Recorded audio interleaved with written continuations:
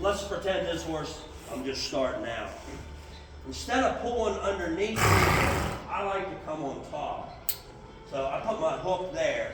If you notice that training headgear had a ring right in the nose band, so I like the hook there.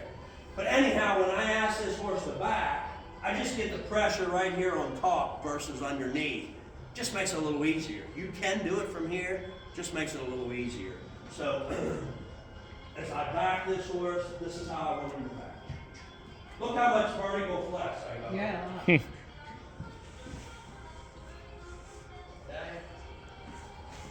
And here again, I'm going to move it to the bottom.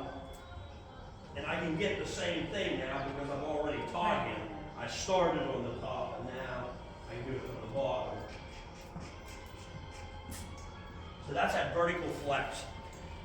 I have a mom and a baby in the stall. I'm getting ready to wean them. And I just got the halter on the baby. As soon as I wean it, probably next week, and I start working the baby, this is the first thing I teach him to do, is get that vertical flex. And when I say that, my hand and my pressure is always coming towards his chest.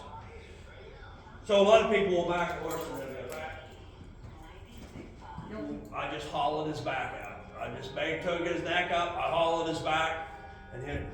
That's not the way to get them to round their horse, or round themselves. So that baby, the very first time I get her out and I ask her to back, I take my lead and I put it right here, and I'll ask her to back this way.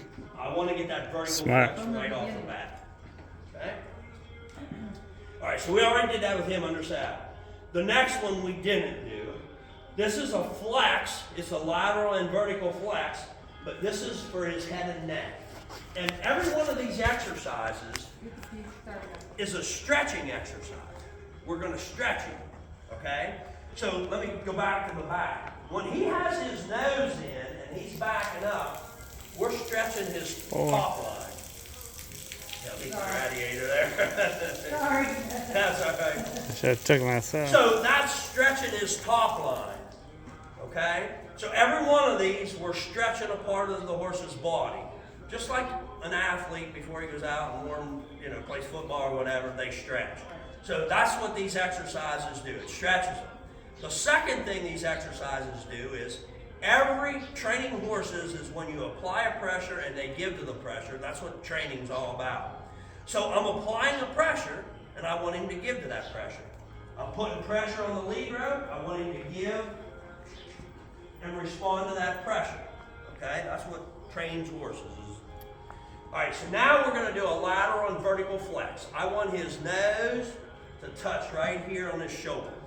When he can do that, he's got the vertical and the lateral. So I'll show you how I start them, and then you can try it with him. I take my hand and put on his nose.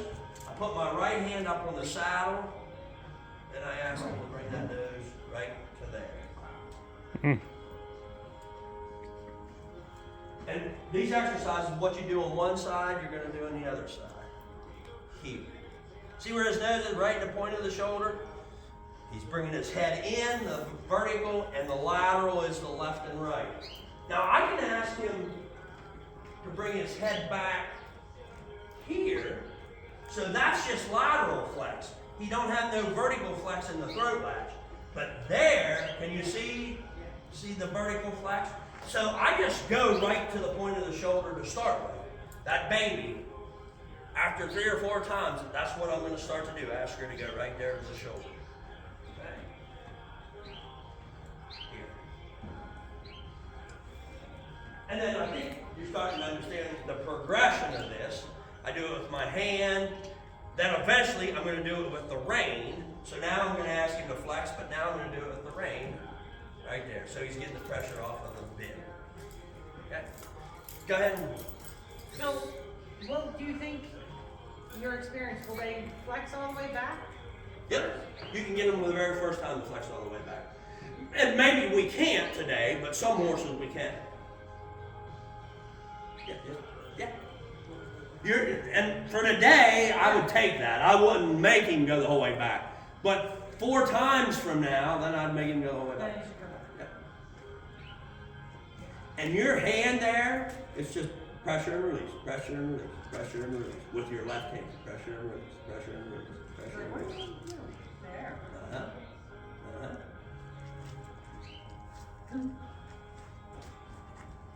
Good boy. He's stiffer this side for sure. Yeah, and they're always going to be more stiff on one side than the other.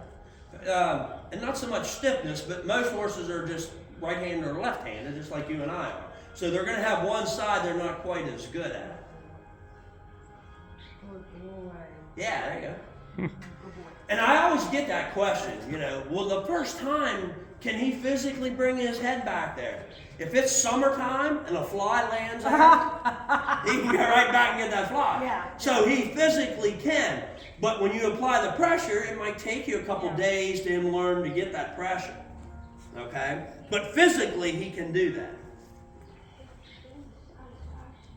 And you're doing it correctly. You're standing there, and you want to always stand up. You don't want to have your head right in front of him. Because if he moves or jerks, you don't want to get smacked in the nose. So you always want to. And then just a little quick on that. Most of the time, they'll want to move their back end around. So just put them up against the wall. Oh, so you can't. I do this in the stall a lot. When I put the halter on before I take them out, I'll flex them in the stall because they can't move around. I'll flex them in the stall before I even bring them out. That's smart. Until I get them Right. doing it, 80, 90%, then I don't do it in the stall anymore. Yeah, Greta, that's it. Good boy. He's such a good boy. Okay, so to stop the back, and that's my second one. The third one, and this might be the hardest one of them all, is we're going to move his shoulders. Okay? We're going to move his front end. And when we move the front end, the stretching part of it, I want him eventually to cross over his front leg. So just like you and I, if we do this, we can move, but we're not really stretching our legs. But if we do this, now we're starting to stretch our legs. So eventually we want to get them to really step over and move to stretch across. When we do that, his back end, ideally, would just, his right hind, if I'm going to take him to the right, his right hind would just pivot and never move. And he'd just go around in a circle. Like a circle. A perfectly 360, a 360 circle, okay? So let me show you to do it with him. So when I start out, again, this when I'm teaching him, I like to take my right hand, or my left hand, put right here, and I want his head and neck to be straight. I don't want him to bend here. And I'm going to take my right hand and put it on his shoulder, and then I am going to walk in a circle.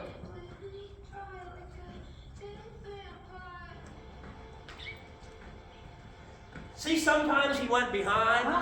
That's okay, but then I just pull forward on him and I try to get him to come forward. Okay? So, I started him out. I can actually do it better sometimes without even touching him. I just take my hands and just kind of push him away and get him to go. If he moves a little bit in the back, don't worry about it. I'm just worried about getting that crossover at first. The better I get the crossover and he moves that front end, the better he'll get with the back end. And then again, we come to the other side. Same thing. This side's actually better. See how this is what he should be doing. You see how he even keeping that back? Yeah. So again, they're better one way or the other. We want to try to make them both as good both directions. So that's moving the front end. That's the harder one, and especially under saddle. That's the harder one. Okay? I can imagine what you. The next one, we're going to do the exact same thing, but now we want his back end to cross over, and we want his front end to stay still. But the difference from the front to the back, when we're moving the front end, we want his head and neck to stay pretty much straight. When I do the back end, now I want his head to be bent halfway around. So I'm going to ask him to bend his head halfway here, and then move, I call it move his hips. Move his hips. Move the hips. Look at that right front leg. See how it's done moving? Big old. Wow. See how he's crossing that back end over? Now this is it's usually easier to get him to do the back end than it is the front end. Then I come to this side, bend his head halfway, and I walk right towards that hip. Look, you screw that left front leg. See how it's just sitting there screwing into the ground? There you took a step. Just like the circles, no more than 3 times. Two or three times. 4 at the most.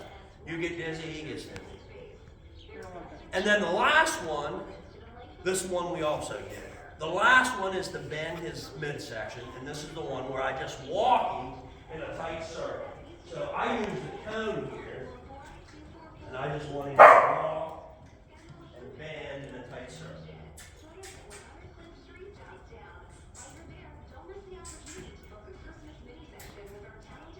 And this is the one where I use the pole. If I can't get him to bend and he wants to lean, I do it on the pole. Okay? So let's do the back end first. So he's standing there, so you're back there by the stirrup, that's it. And bring his head, try to bring his head about halfway. There you go. Now push right on that flank area and make him move that butt. Under his hip. There you go.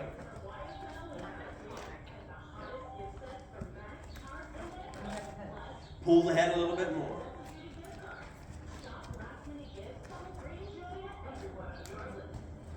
Pull the head. See, as soon as you pull that head and get that head halfway bent, you'll step through a lot more. The other thing the head does, when you have his head bent halfway, he won't move that front end. And a lot of times they'll move that front end and it'll tramp right on your toes. So be careful, because when you're first doing that, they'll step right on you. And you just got to get him to bend more. There you go. There you go. See how his right front's not moving? Good. And stop. See, he did that too. You went a whole 360. He did that pretty good. I would just quit there. Okay, so now we're going to do that front end. This is the harder one. Okay? So whatever side you're on, you're right in his eye, and you're going to be parallel to him. You're going to be this way to him, not, parallel. And you're right here at his eye, and whether you grab his face or the halter, but just put your hands out, and you're just going to walk right into him and ask him to turn and move that front end. Yep, keeps going. He's going behind, but that's okay. He's actually moving that shoulder. And just, there's a forward one. Yeah. Then go to the other side, do the same thing. You said out his eye, right? Yep, clear out of his eye. There you come across the front. Yeah. Keep going. Good boy. And I would stop right there. It's pretty good. That's 80% of what we want right there. Wow. I can't believe he did that one as good as he did there. Okay, now let's do the one around the cone. Just ask him to walk right around the cone. Hey, hang on 1 second before you do that. On every one of these, your feet need to keep moving forward. Don't back up. So, like when I'm moving the front end, I'm moving forward.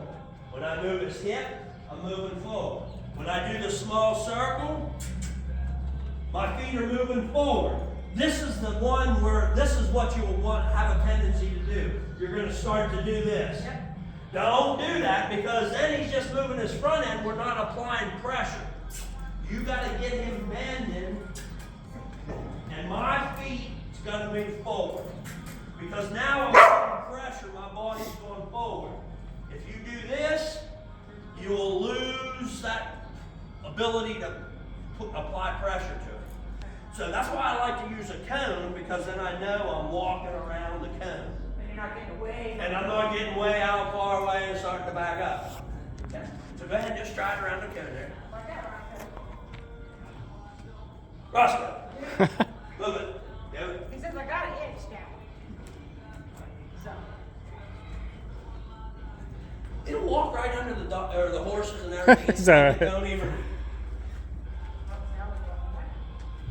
Yeah, you're walking okay, but if we need to get him, there we go. And see how his front feet and his back feet are moving? Right there, he stopped, and then he just wanted to move his hips.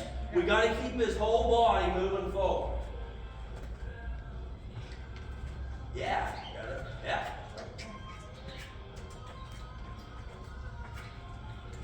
Okay, just stop. That's pretty good. You really got a good one there. If you can't get him to go, sometimes I'll carry a cross. Yeah, like a. Just tap him on the butt there and make him go.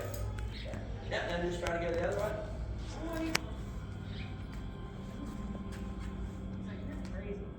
Why are we going? Yeah, you're going the correct thing. Your right hand's saying go forward, giving him direction.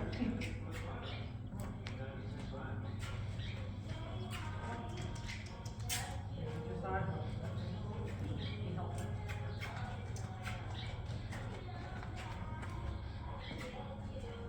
And quit. That way, that side wasn't as good, but he's still doing it. Let me just show you, walking forward there a little bit. On this pole, I said this is where I teach them to do it on the pole. When I put this rope around the pole, now I can pull and pull his head around. See how it's always going forward? So again, this is where I use this pole to teach them to go around. And this hand has to keep telling them to go forward. And my feet again are moving forward around. And the better they get with it, the more I'm going to bring his head towards the pole, and the more bend I get. Until I can just wrap him right around there. That exercise is big.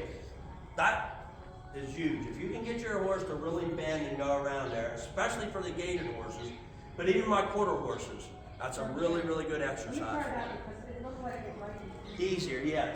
And you can use your ranger. Yeah, just take it right around. Yeah. Keep playing.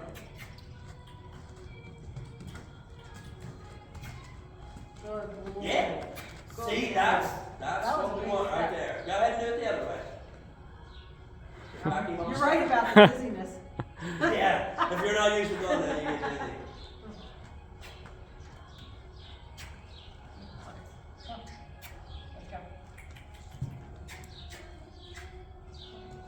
Good boy.